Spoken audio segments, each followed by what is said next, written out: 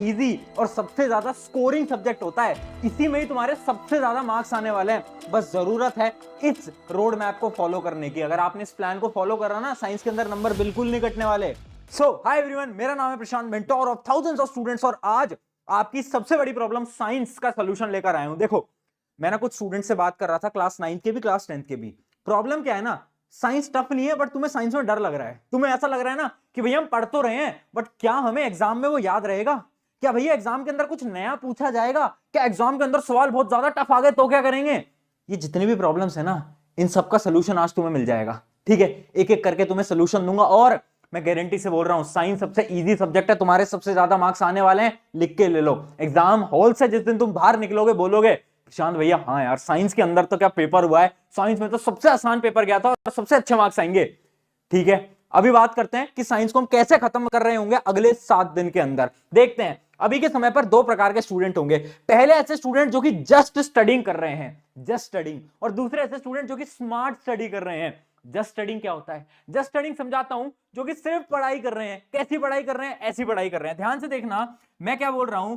बच्चे कुछ होते हैं जो कि लेक्चर देखते हैं, फिर एनसीईआरटी करते हैं, फिर नोट्स फॉलो करते हैं, फिर एक्सरसाइज करते हैं, फिर पीवाईक्यू करते हैं, फिर क्वेश्चन बैंक करते हैं, फिर सैंपल पेपर करते हैं, फिर रिवीजन करते हैं, फिर न्यूमेरिकल और डायग्राम की प्रैक्टिस करते हैं। मैं बोलते बोलते थक गया, इतनी सारी चीजें। देखो, अगर तुम्हारे एग्जाम में अभी 6-7 महीने होते तो हाँ ऐसे ही पढ़ना चाहिए, बट एग्जाम तो बहुत कम टाइम में है।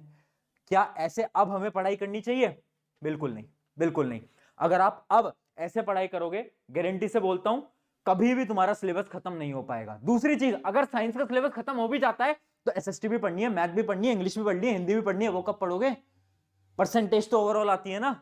तो इस वजह से ये नहीं करना, जस्ट स्टडिंग के प्रोसेस को काट दो। हम क्या कर रहे हैं? हम करेंगे स्मार्ट स्टडी।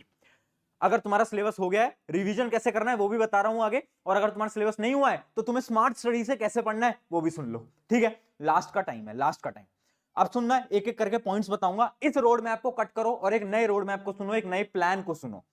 प्लान क्या बोलता है? सबसे पहले प्लान ये बोलता है find important topics of every chapter. मेरे दोस्त ध्यान से सुनो, कुछ ऐसे चैप्टर होंगे साइंस के जो कि तुम्हारे वीक होंगे या फिर तुमने अभी तक नहीं पढ़े हो। इमेजिन करो तुम्हारे क्लास 9 या फिर क्लास 10, जिस भी क्लास के तुम स्टूडेंट हो, तुम्हारे साइंस के अंदर दो ऐसे चैप्टर हैं जो कि तुम्हारे या तो वीक हैं या तो तुमने नहीं पढ़े हैं, या फिर इसका नंबर थोड़ा इंक्रीज कर लेते हैं, मान लो 5 ऐसे चैप्टर हैं जो कि तुम्हारे वीक हैं या तो तुमने नहीं पढ़े हैं। अब समय कम है, अगर तुम उन्हें बहुत डीपली पढ़ने जाओगे तो उतना टाइम तो बचा नहीं है यार, और भी सब्जेक्ट पढ़ने हैं। अब तुम क्या कर सकते हो ना, उस समय पर तुम इन पांचों चैप्टर के इंपॉर्टेंट टॉपिक्स को देख सकते हो, इंपॉर्टेंट टॉपिक्स को देख सकते हो और फिर उन इंपॉर्टेंट टॉपिक्स को पढ़ सकते हो।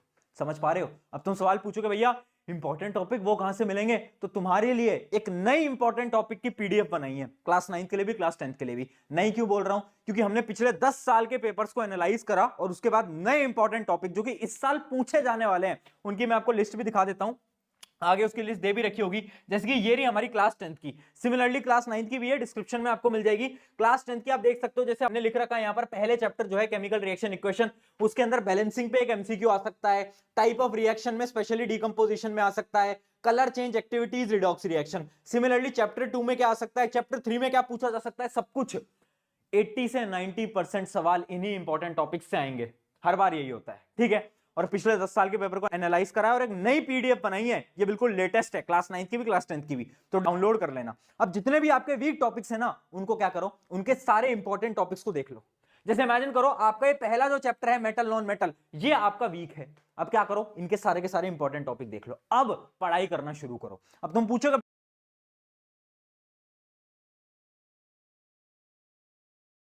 भैया पढ़ाई कैसे करें, एनसीईआरटी उठाएं, लेक्चर उठाएं, नोट्स उठाएं, कैसे पढ़ें? समझा देता हूं, जल्दी से देखना। अब एक प्रोसीजर समझा रहा हूं, उसी प्रोसीजर के अकॉर्डिंग पढ़ोगे, नंबर आएंगे। पहला पहला जो हमें करना है वो है वन शॉट लेक्चर। देखो, अगर तुमने ऑलरेडी वन शॉट लेक्चर देख रखे हैं, अब तुम्हें वन शॉट लेक्चर देखने की जरूरत नहीं है, बट अगर तुमने अभी तक वन शॉट लेक्चर नहीं देखे, देखो। और छोटे लेक्चर देखो, वो 5-5 6-6 घंटे के लेक्चर क्यों देखते हो यार? बार बार मैं देखता हूं स्टूडेंट 6-6 घंटे के लेक्चर देख रहे हैं, कोई फायदा नहीं होगा। ठीक है, शॉर्ट लेक्चर देखो, समय कम है। अगर तुम्हें 10th की साइंस पढ़नी है, मैं बोल सकता हूं आज खड़ा होके कि मैंने बेस्ट साइंस के लेक्चर्स खुद ने पढ़ा रखे हैं, इसी चैनल के ऊपर प्लेलिस्ट पे जाना। मैं खुद बेस्ट नहीं बोल रहा हूं, ये बच्चे बेस्ट बोल रहे हैं। सारे लेक्चर्स के ऊपर 1-1 मिलियन व्यूज हैं और कमेंट्स आप देखोगे तो सबने बोला है कि भैया सब कुछ समझ आ गया। तो आप भी जाकर उन लेक्चर्स को देख सकते हो। बट अगर आप 9th के स्टूडेंट हो तो मैंने 9th नहीं पढ़ाई है, आप किसी और से जरूर पढ़ सकते हो। तो पहली चीज वन शॉट लेक्चर से क्या करना है, कॉन्सेप्ट समझना है, कॉन्सेप्ट समझना बहुत जरूरी है। दूसरी चीज नोट्स, अब खुद के नोट्स मत बनाओ, ये समय गया कि तुम खुद के नोट्स बनाओ, अब किसी और के नोट्स को फॉलो करो, या तो तुम अपने टॉपर दोस्त के नोट्स मंगवा लो। अगर तुम्हारा कोई टॉपर दोस्त नहीं है तो हमने टॉपर जैसे नोट्स बना दिए हैं।